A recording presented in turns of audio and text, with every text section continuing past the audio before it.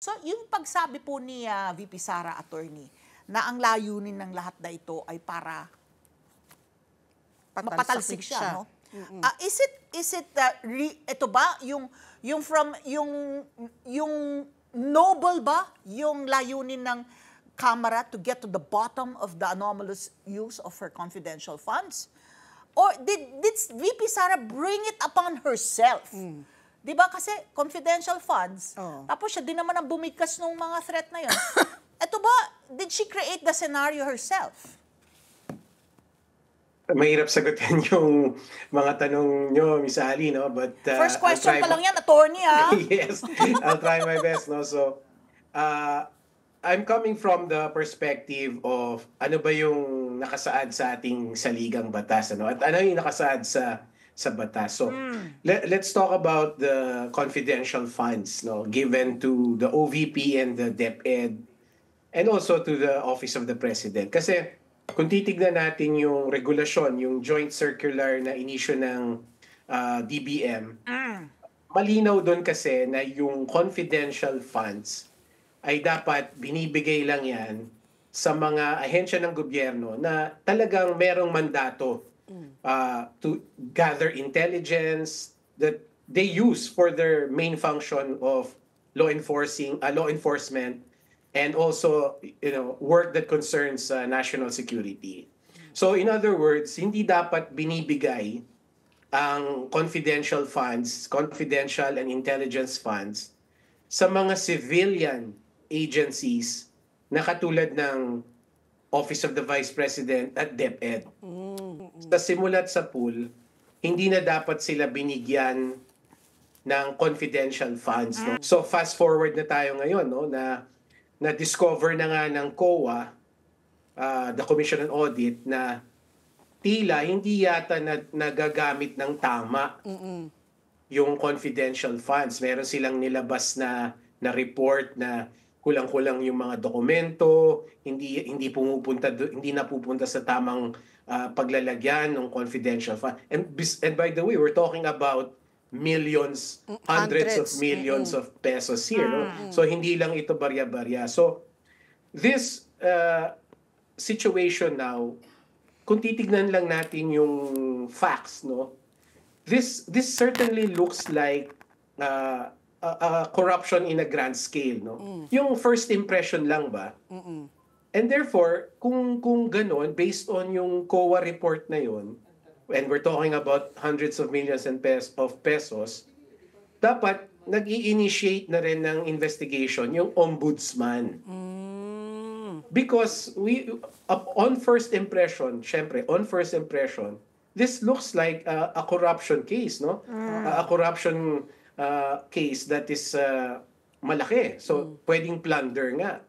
But it is the ombudsman who should be responsible for investigating it.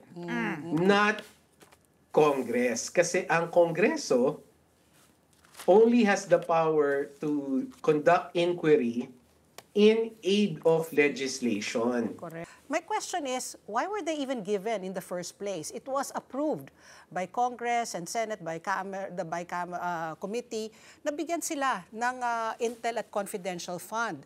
And to make it worse, there was even an pronouncement by VP Sara that it was the First Lady who handed her those envelopes. So, where is the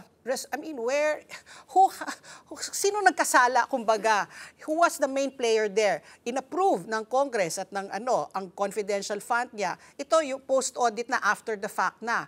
So, are we going to go that far back na nabigyan sila tapos ginastos? Saan po ang culpability po doon? Sino? All of them. All of them. Kasi malinaw yung DBM circular na confidential funds are only given to agencies that actually use confidential funds and intelligence funds.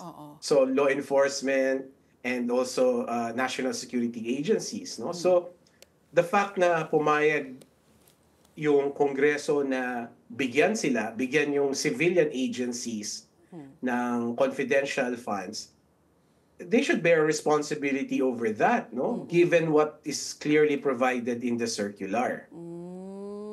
Okay. So talagang, so it does, kumbaga, the buck didn't start with the VP. It started pa just the mere issuance of that budget to the OVP and the DepEd. Di ba? Kumbaga, di lahat po sila may sala. Yes, kasi if the OVP asked for it, right? Yes, correct. The OVP asked for the confidential funds. Oo. Presumably, on good faith, no? Meron siyang naiisip na paggagamitan nun, right? Oo, supposedly kasi that's where they recruit Di ba? Right, Yung mga so NPA, yung oo. sa DepEd, di ba? So Yeah.